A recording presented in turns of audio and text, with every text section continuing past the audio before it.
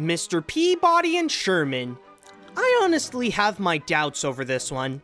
I remember when I made my top 10 worst films based on a cartoon, I had to check out 2 movies that were based on the popular Jay Ward animated series. The Adventures of Rocky and Bullwinkle and Dudley Do-Right. And they were terrible. Bad jokes, bad script, bad acting, nothing worked in there. So after that whole experience, I wasn't freaking out with joy to hear that DreamWorks is taking on the other Jay Ward classic, even if they did get the director of The Lion King working on this. But will this film go above and beyond those other pieces of crap to do good for Jay Ward? Or will the bare mention of this will make people go, "Quiet you"? Let's find out. The story. When it comes to what the movie itself is about, it doesn't really sound that appealing.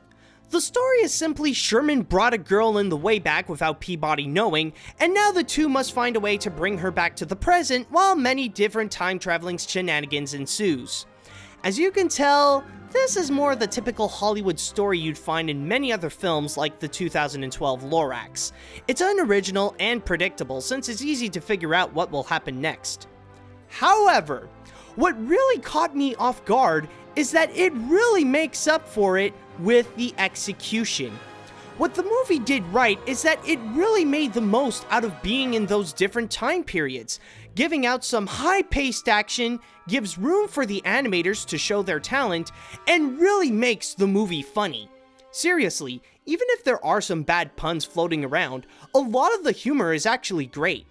Plus the fact that, unlike many other works based on kids' entertainment, the movie actually respects the original cartoon very well. Rocky and Bullwinkle fans will easily spot many of the references they put in the original show, and even the overall feeling is a lot like the cartoons themselves.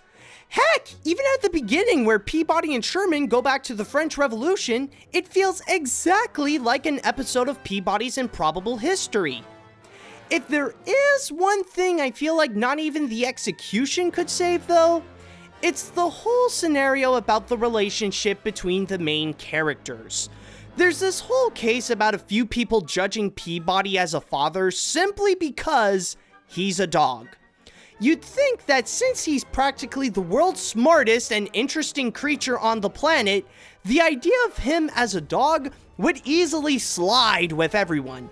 With that in mind, every time they bring it up, it feels like it makes no sense and it actually has nothing to do with the plot itself. You could just easily take that out and it wouldn't change anything.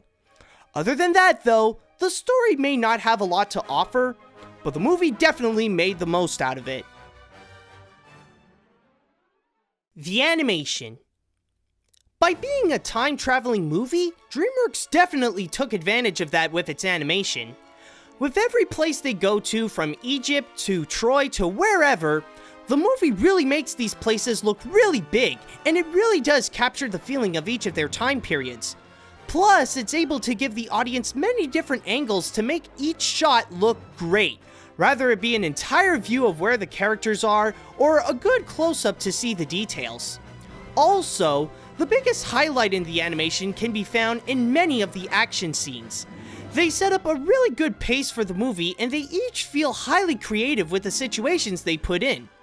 An added touch they did that I personally liked was that it would go into the mind of Peabody during these moments, as he would plan out to get himself out of there in a similar style to the recent Sherlock Holmes movies. But then there's the animation and the design on the characters themselves. This'll be a little complicated, but here it goes. I'm not criticizing the design at all. In fact, I get where they're going with the classic Jay Ward style. But the thing is that I feel like the movie didn't work around the design.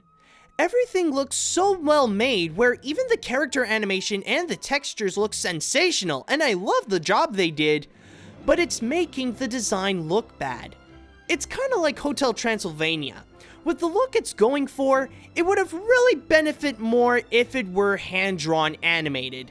I mean, which one makes more sense in terms of its design? This? Or this? This? Or this?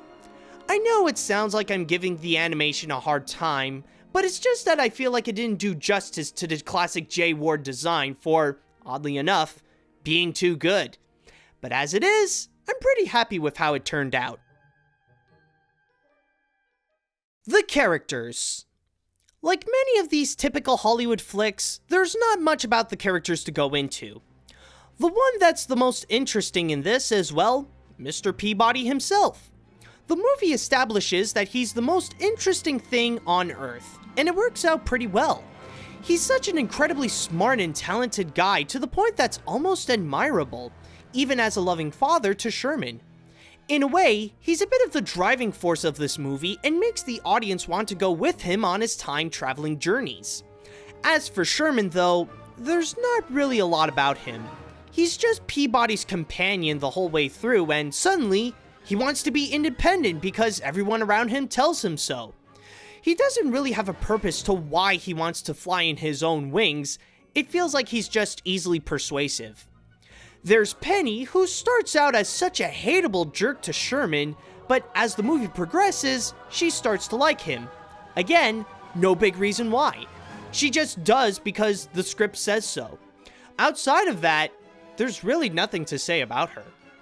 But then there's Mrs. Grunion, who plots to take Sherman away from Peabody because he's a dog. Seriously, she has no point in this film other than because this movie needs a villain. It doesn't establish why she has such a vendetta over Peabody other than he's a dog.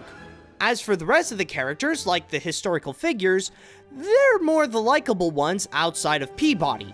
They're the ones who bring in the humor, whether it be the kooky personality of Leonardo da Vinci or the charm of the actor like Patrick Warburton as King Agamemnon. The way the characters work here is simple. The ones that feel like they belong in the cartoon are the more enjoyable ones, while the ones that don't feel practically useless and empty.